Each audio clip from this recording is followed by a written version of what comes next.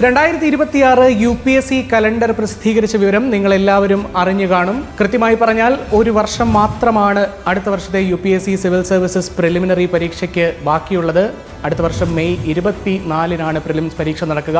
അടുത്ത വർഷത്തെ പരീക്ഷയ്ക്കായി തയ്യാറെടുക്കുന്ന ആസ്പിരൻസിനുള്ള ഏറ്റവും മികച്ച ഓപ്പർച്യൂണിറ്റിയാണ് സൈലം IASന്റെ UPSC റെഗുലർ ഓൺലൈൻ ബാച്ച്.